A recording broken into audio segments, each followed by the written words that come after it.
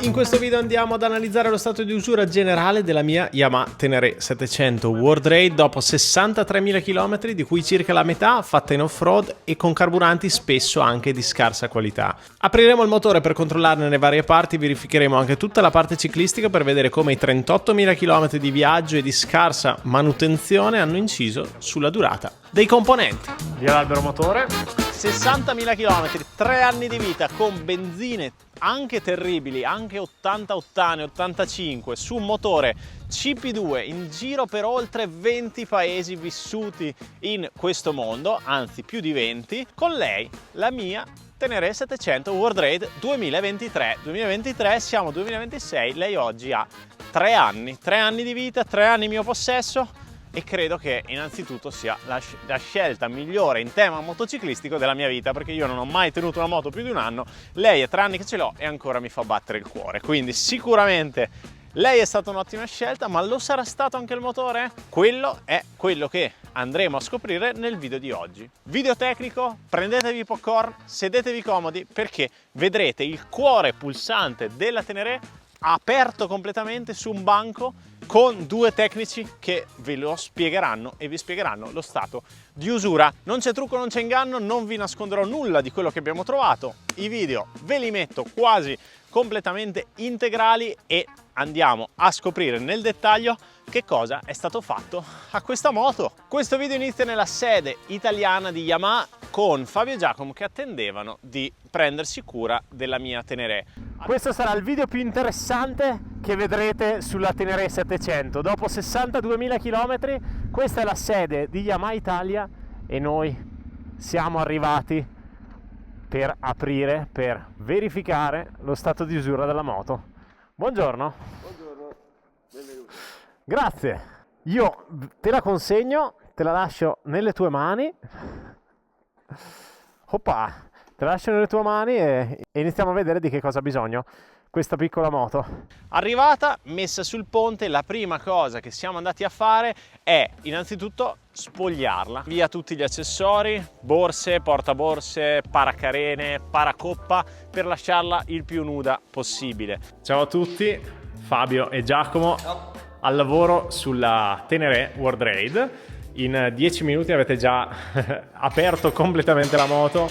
Qui per terra comincia a formarsi un'altra Tenere, un altro set di ricambi e tra pochi secondi vediamo il processo di smontaggio del motore. Via la parte di telaio composta dalla culla per fare spazio al motore, per dare la possibilità al motore di scendere.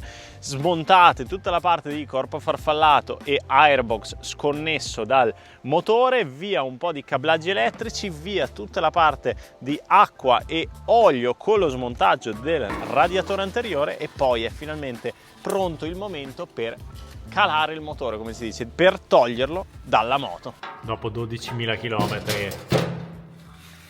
cambiamo anche l'olio. Quest'olio viene da Ulan Bator, l'ultimo cambio olio.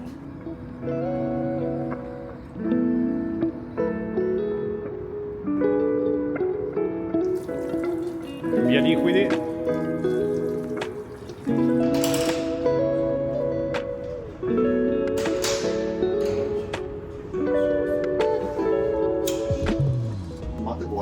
Non è particolarmente rovinato, non ha segni particolari.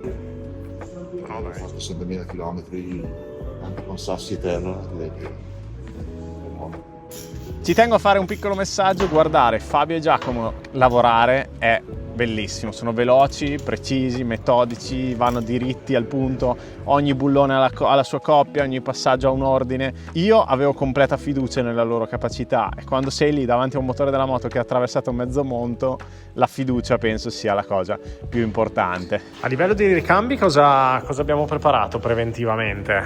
Visto il viaggio, il kit catena colonna e pignone, pastiglie anteriori e posteriori, filtro aria, i cuscinetti del link della sospensione posteriore, guarnizione della pompa dell'acqua, guarnizione della testa, guarnizioni del motore, guarnizione del pignone, quindi catena, guarnizione del coperchio valvole, frizione, candele e cerchio. Per lanciare il motore dobbiamo smontare un po' tutti i cavi e i tubi che arrivano appunto al motore, in questo caso sto togliendo i cavi preme un po' il filtro dell'aria, stacchiamo i corpi farfallati e poi dovrebbe essere pronto per tirarlo giù il motore.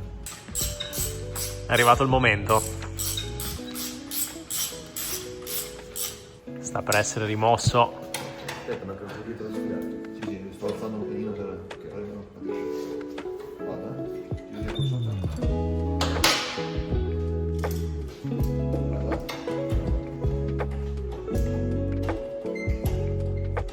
Adesso? Sì, adesso. Una mano.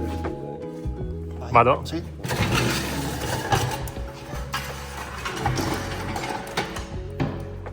Ok.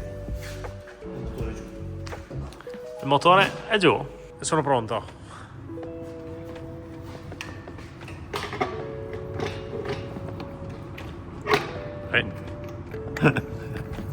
Sto tagliando. Ok.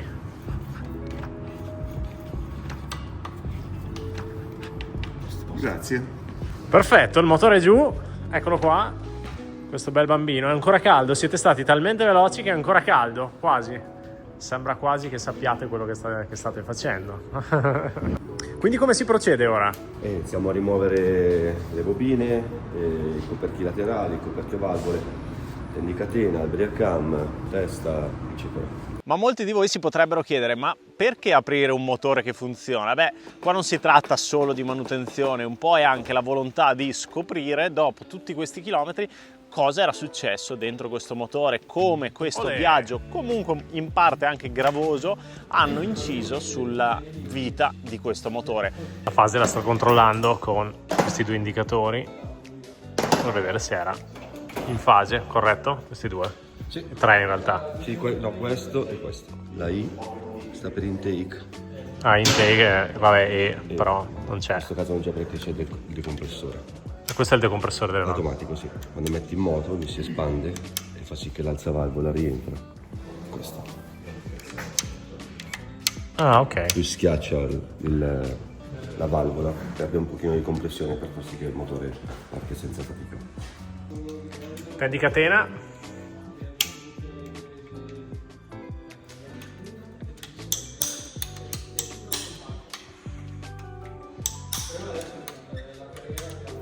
Proprio vero, una chiave da 8, una chiave da 10 ti smonto il mondo. È una 12 con le Yamaha. Brugola da 4. È una brugola da 4. Questa è aspirazione.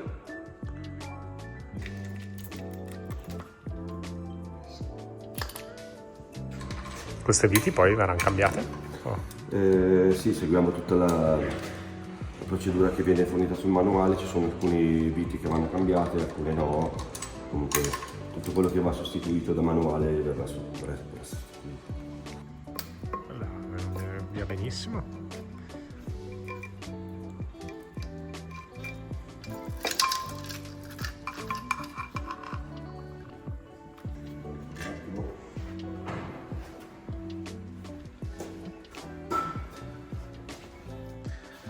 La guarnizione.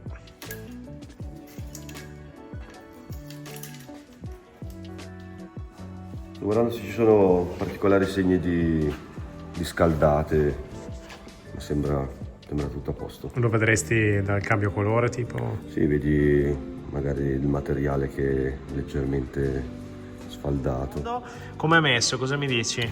Non ci sono segni particolari sulla superficie dei cilindri e anche come depositi non sono molto accentuati. Immagino che utilizzavi anche delle benzine un po'... Sì, sono sceso quasi a 90 ottani, quindi anche benzine. Assolutamente, con benzine con pochi ottani eccetera spesso si trovano molti più depositi, invece in questo caso... Quando potevo gli facevo la 100 per dargli un po' di sveglia. Riesci a farlo girare per vedere i cieli? Ecco qua, vediamo un cielo, sì, c'è un po' di deposito, eccolo qua, però nulla di che, insomma. Via le tubazioni dell'acqua per vedere anche lo stato della pompa dell'acqua, per poi cambiare le guarnizioni e ora via il carter frizione. E via.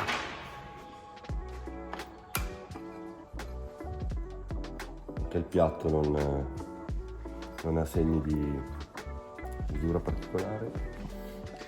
Questa è una frizione che ho un 20.000 e vabbè, è in ottimo stato perché è nuova, quasi nuova. Anche questo non ha particolari segni di usura, dopo tutto i chilometri che hai fatto. Motore girato, via la coppa.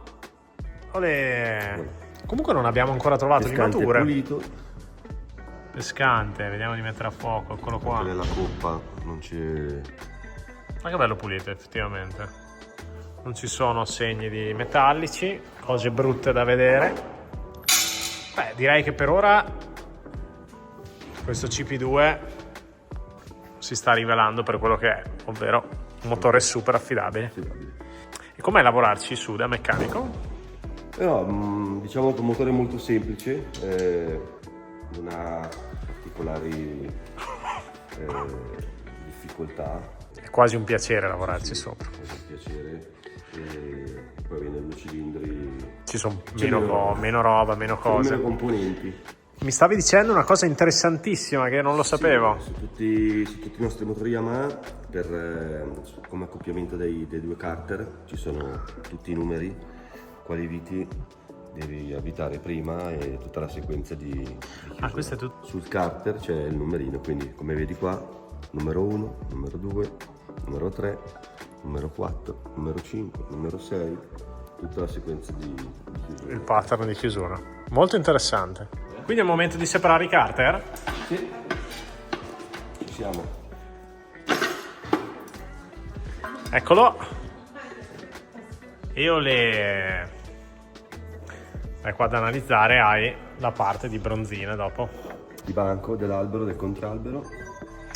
E quelli di biella. Qui abbiamo il nostro bellissimo albero motore. È venuto il momento di vedere bronzine di banco di biella. Belle, appena svuotate. Quindi come vedi non ci sono segni la mia sono nuove quasi. Di usura. C'è un filo di usura qui, normale, Malissimo, però senza segni, senza sfaldamento dello strato superficiale. vediamo anche l'altra. Hai già rilasciata anche l'altra? Sì. Questo è un motore che appunto ha fatto tutti questi chilometri. Guarda che bellina. Cosa ne pensi? Bene, si poteva evitare di aprirlo quasi quasi. Sì. Arrivare tranquillamente a 200.000 km. Beh, ma ci arrivo allora, se mi dici che ci arrivo. Sì, adesso lo richiudiamo. Queste? Queste anche, come vedi, anche queste sono leggermente lucidate, ma non ci sono segni di usura sia dell'albero che del contralbero. Ah sì, tirami le orecchie perché cambio senza frizione, dai. No. Dai, sentiti libero. Come puoi vedere anche il cambio, tutti gli innesti sono ancora perfetti. Perfetto, sì, guarda, sono tutti belli. Beh, dai, contando che la frizione la uso solo per partire. Non diciamo troppo. Ma questa è la mia, quindi potrò fare come voglio. Anche sul primario, gli innesti del primario non sono per niente stondati. Via l'albero motore col suo volano. Non ha colori strani, non ha segni particolari. Non ha usura particolare, solo il colore dell'olio che sembra. Sì, che è un po'. Beh, comunque non è nuovo, però vediamo di mettere a fuoco. Assolutamente. Rullo di tamburi.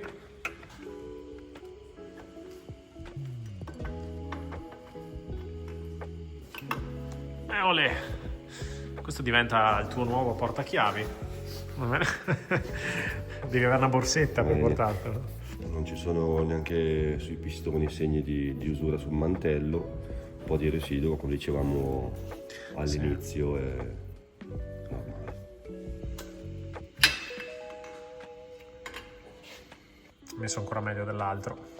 Sì, visivamente sì, adesso andremo a misurare col micrometro, l'esametro, il pistone e i cilindri. Allora, ci eravamo dimenticati di far vedere la testa, curiosità. È messa ancora meglio adesso. Ancora meglio del dei resto. cieli. Come vedete non ci sono depositi anche qua, e adesso provvediamo con lo smontaggio delle bicchierini, valvole, eccetera. Anche le candele le abbiamo per curiosità misurate, sono perfette.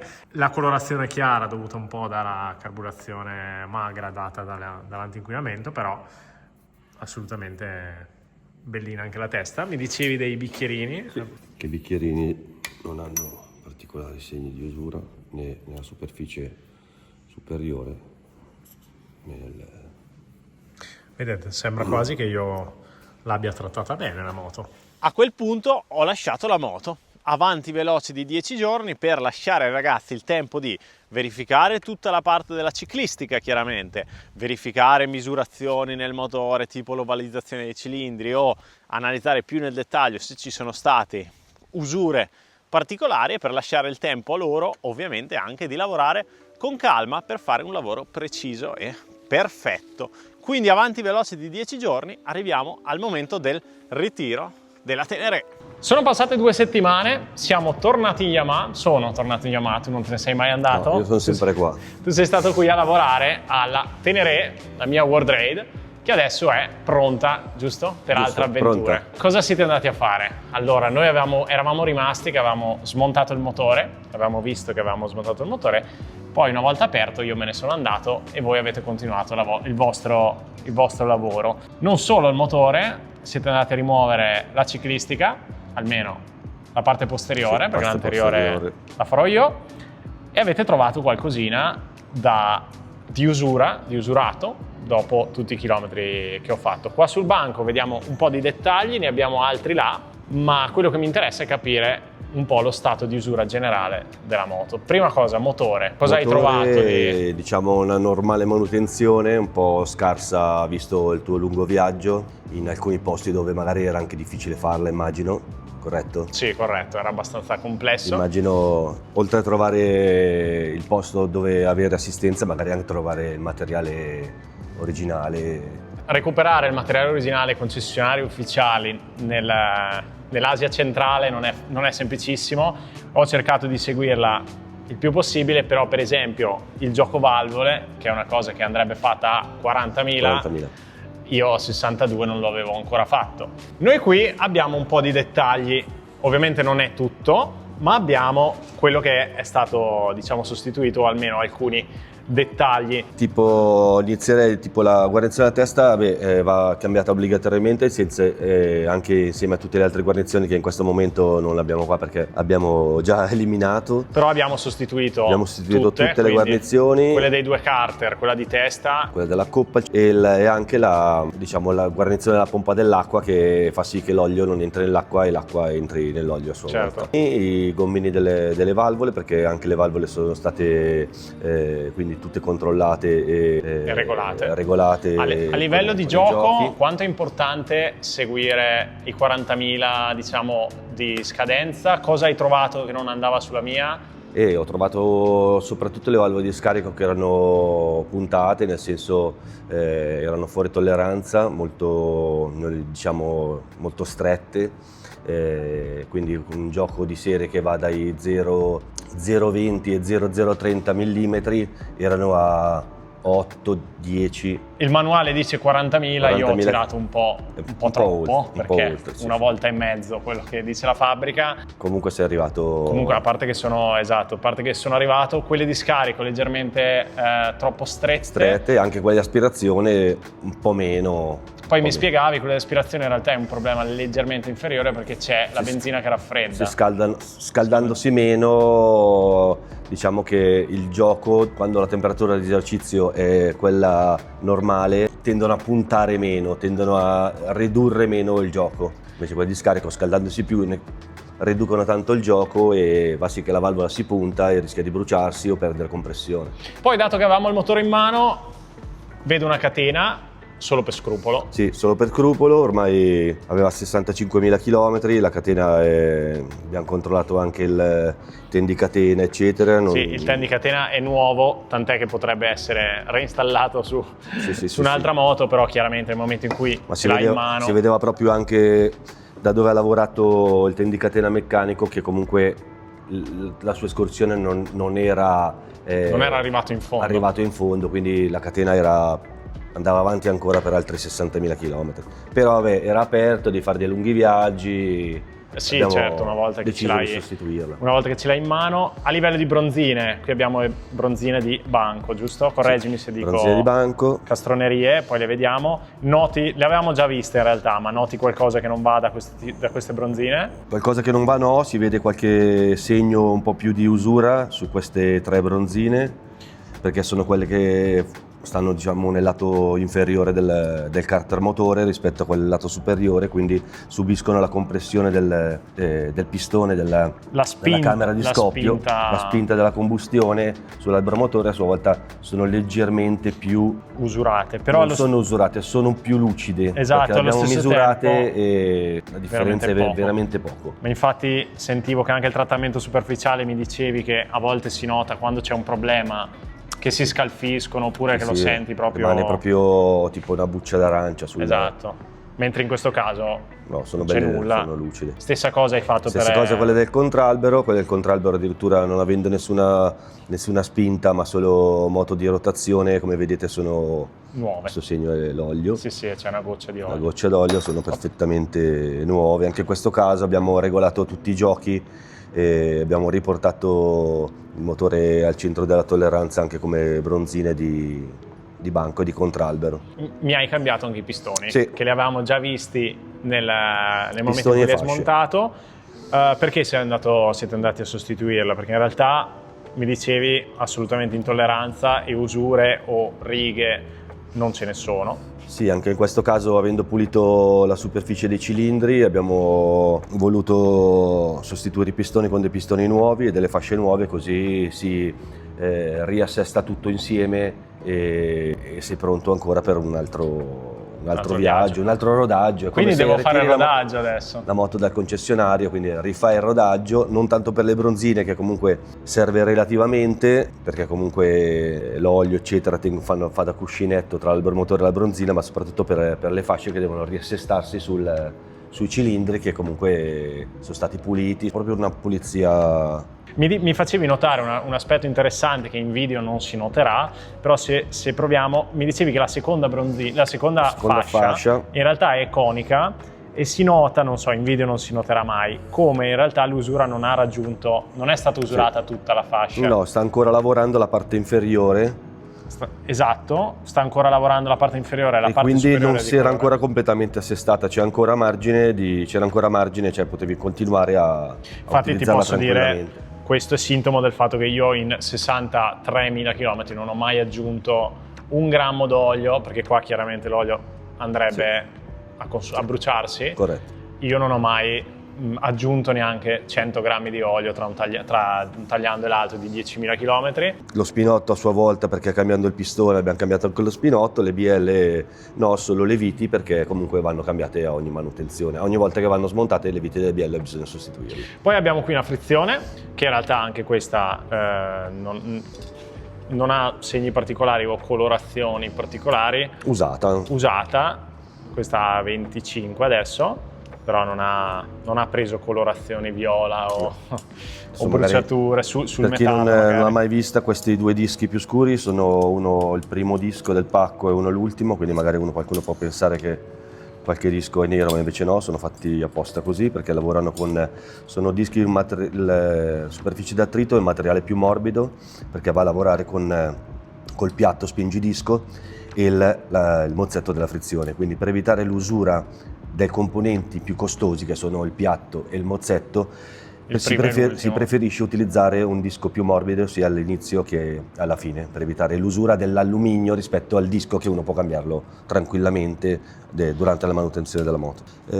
State sostituite le candele, i gommini delle valvole, le molle della frizione, perché vengono date col kit, certo, guarnizione, dischi e molle, la pulizia del pescante della pompa dell'olio, che comunque era pulito, però vabbè. Pulizia di tutto il motore, controllo del cambio, forchette, desmodromico. Il cambio è stato sostituito, il sensore, banalmente, visto che parliamo di cambio, questo è il sensore che segna le marce sul cruscotto, Corretto. che va a chiudere il circuito tra la foglia, che è quello più piccolo, e ogni singola marcia. Sì, praticamente questo sensore ha 7 fili, ogni volta che la pallina, chiamiamola così, che c'è sul desmodromico va a toccare uno di questi punti, va a segnare la marcia al cruscotto, quindi quello più piccolo è la folle, e poi c'è prima, seconda, terza, quarta, quinta e sesta. Il pilota vede Esatto. sul display la marcia in cui è, e non solo, serve anche per la mappatura in centralina, marcia per marcia, per farsi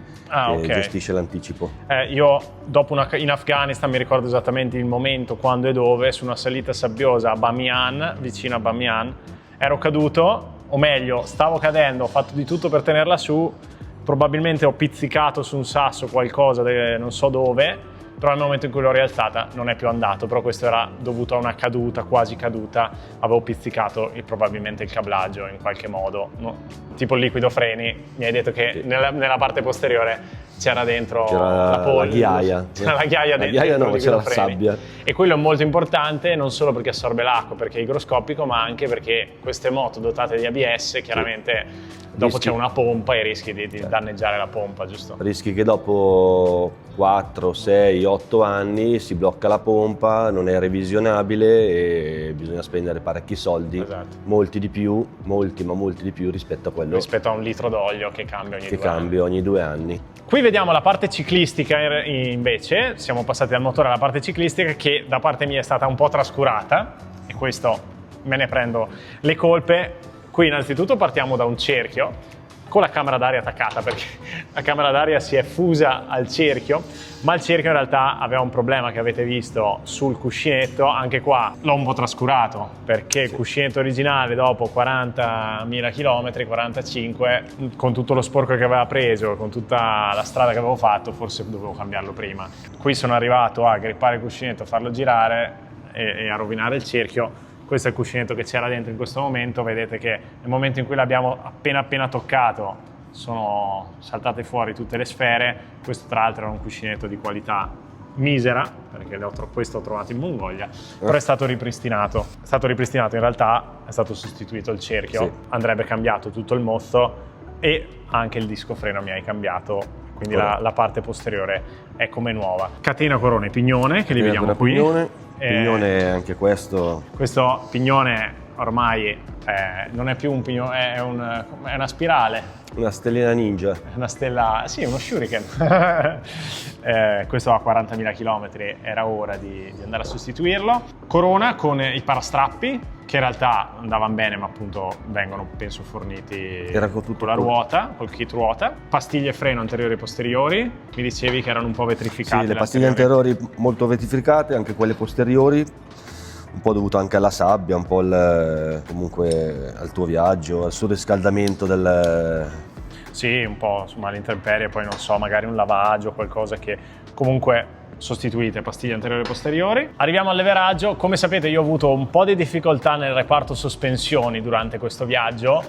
Questo è il terzo ho avuto il mono originale, poi sostituito per mia scelta con un upgrade, che però ho avuto delle difficoltà, lo sapete chi mi segue. Queste difficoltà poi si sono riversate sulla parte di leveraggio, che io non ho controllato, perché non è una cosa che io avevo mai smontato, e tutte le vibrazioni e le cose da avere un mono danneggiato, un mono ammortizzatore danneggiato, poi chiaramente sono state portate anche su questo, che mi hai cambiato. Sì. Cosa vediamo qua? Vediamo praticamente tutte le sedie dei cuscinetti ovalizzate, addirittura questa qua centrale non stanno più neanche in sede. Questa andrebbe inserita con la pressa. Interferenza pressa, sì, circa 3 centesimi di interferenza tra il link e il cuscinetto. E vedete che... Come vedete esce. Addirittura ci sono i distanziali del link che non entrano più neanche in sede, talmente sono diventati ovali i cuscinetti. E questa mi hai detto una cosa divertente. Si riesce a togliere ma non si riescono più a rimettere. Prima mi hai detto che Botturi ci ha corso un anno di motorelli con la moto e più altre attività di allenamento e cosa. Più altri 2 anni con la stessa moto che usava per l'allenamento. Zero problemi. E qua non abbiamo mai cambiato neanche un cuscinetto, Quindi solo lubrificati. Quindi vuol dire che nel mio caso forse il problema era da un'altra parte. Il problema era da un'altra io parte. non do gas come Botturi e direi che sono anche un po' più leggero, quindi in questo caso probabilmente il problema viene da qualcos'altro. Mi hai sostituito insieme alla trasmissione anche il pattino. Sì, il pattino, perché comunque anche normale usura con la in questo caso con la sabbia, la scarsa lubrificazione della catena, la scarsa pulizia del pattino, pattino si è mangiato. Si è rovinato, si mangia. Sì. E poi è stata fatta una normale pulizia e lubrificazione di tutti i vari componenti, come può essere la leva del cambio, il cavalletto laterale, i rullini dello strisciacatena. Che non giravano più, ma neanche la leva del cambio. Quando l'ho smontata rimaneva praticamente in questa posizione senza neanche cadere. Quindi il cavalletto. Anche il cavalletto, sì, di solito questo qua ci voleva un calcio per aprirlo. Abbiamo ingrassato le boccole del forcellone, tutto il link come vedevi che l'abbiamo sostituito. Ti abbiamo montato il monoammortizzatore di serie. Momentaneamente, esatto. Non so se momentaneamente, però intanto ho il monoammortizzatore originale. Originale, così riesci a tornare. Siamo sicuri che siamo tranquilli. A livello di tagliando, chiaramente motore nuovo, tra virgolette nuovo, candele nuove, anche filtro aria nuovo. Filtro aria nuovo, pulizia dei copi farfallati, allineamento, azzeramento delle varie ISC per la gestione del minimo. E direi che ci siamo. Più o meno ci siamo. Quanto è importante seguire gli intervalli e quanto è importante usare i ricambi originali? Allora, è molto importante seguire tutta la manutenzione consigliata da Yamaha. Come abbiamo visto, a 40.000 km non hai registrato le valvole, hai rischiato di danneggiare altri componenti, bastando fare delle piccole registrazioni. Quindi consigliamo sempre di seguire la manutenzione programmata e utilizzare i ricambi originati che sono testati e creati per questo veicolo. Sì, per garantire l'efficienza delle componenti. Sì. Perché dietro un motore ci sono anni magari di sviluppo e quindi sono stati sviluppati, tutti i ricambi sono stati sviluppati durante tutti questi anni. Un altro tipo di ricambio non ha questi test che rendono l'efficacia, l'affidabilità del mezzo. Come per esempio il discorso olio, sicuramente, questo lo dico io che non sono Yamaha, sicuramente si può magari utilizzare anche un diverso tipo di olio, ma rimane il fatto che l'olio originale magari contiene degli additivi che magari noi non sappiamo, o comunque rimane che il motore è stato sviluppato attorno a quella tipologia di olio, con quel tipo di additivi, con quel tipo di cose. Corretto. Per creare il giusto film di protezione su tutti i componenti, quindi sicuramente mantenendo l'originale nel tempo, sicuramente si mantiene dentro anche additivi antischiuma eccetera, che fanno sì che comunque la pompa dell'olio peschi correttamente l'olio e non l'olio emulsionato eccetera. Quindi direi che siamo in chiusura, quindi innanzitutto grazie a te e a Giacomo che avete visto nella prima parte del video, che è là dietro. Grazie mille del vostro lavoro. Ci sono volute quante? 2 settimane tra aver la moto, smontarla e ordinare i cambi e tutto. Sì, diciamo che effettivamente il tempo è stato molto meno che le 2 settimane, perché comunque abbiamo seguito anche altro durante l'arrivo dei ricambi, altri lavori più urgenti. Anche perché da quando sono arrivato il primo giorno, in 2 ore, avevano già il motore aperto sul banco, perché chiaramente voi sapete dove mettere le mani, lavora da quanto personalmente, da quanti anni è che lavori su questo? Quasi 25. È quasi 25 anni, quindi chiaramente sa dove mettere le mani. Quindi eccoci, siamo tornati qui, la Tenere, e allora direte, è pronta? Sì, ma non mi sono fermato lì. Recentemente, sempre in Yamaha, in questo caso il mio concessionario, sono andato a installare le coperture nuove, quindi 2 nuove gomme davanti e dietro, perché le mie avevano 20.000 km, e poi ho revisionato tutta la parte anteriore con la forcella che è stata riportata alle specifiche originali, perché questa moto ha un equilibrio bellissimo che io non voglio perdere. Quindi forcella riportata originale, non solo olio, parapolvere e paraoli, ma anche boccole in teflon e componenti interni. Cuscinetti sterzo sono stati controllati, sono ancora perfetti. Ho preventivamente cambiato i cuscinetti ruota anteriori, perché comunque 60.000 con gli anteriori è difficile che si usurino più di tanto, però già che c'ero. E non solo, io sono talmente fissato che sono andato a spedire anche l'ammortizzatore di sterzo in Andreani per revisionare anche quello, perché aveva perso un po' di olio e quindi aveva perso un po' di rigidità, era quasi inesistente. Allora ho spedito anche quello, infatti in questo momento mi deve arrivare. Quindi io non posso che ringraziare Yamaha dal profondo del cuore, non solo per l'intervento che è stato fatto, che è stato incredibile, ma anche per la possibilità di condividerlo con voi, perché questo tipo di contenuto è quello che mi fa battere il cuore, è quello che io voglio condividere con voi. Secondo me è un video importantissimo questo qua. Quindi grazie Yamaha, grazie da parte mia e da tutta la mia community per questo video. Lei è pronta, ora tocca tornare a viaggiare, anche qua in Italia, però lei mi accompagnerà sicuramente per altre grandissime avventure. Tu fammi sapere cosa ne pensi del video che hai appena visto, di questo motore CP2, se l'hai avuto, se non l'hai avuto, se ti aspettavi di più o anche di meno. Fammelo sapere nei commenti, fammelo sapere con un mi piace qua sotto, è gratuito. Poi ricordati di iscriverti, perché è molto importante per me. A te cambia davvero poco, ma per me è davvero importante per poter portare ancora contenuti, per esempio tipo questo dal Trentino, con una giornata un po' uggiosa. È tutto. Io ti mando un grandissimo abbraccio e noi ci rivediamo qui a un prossimo video. Da me e dalla Tenerona, con qualche segno di battaglia, ma nel perfetto stato meccanico, nel miglior stato meccanico, vi salutiamo. Un bacio. Ci vediamo alla prossima.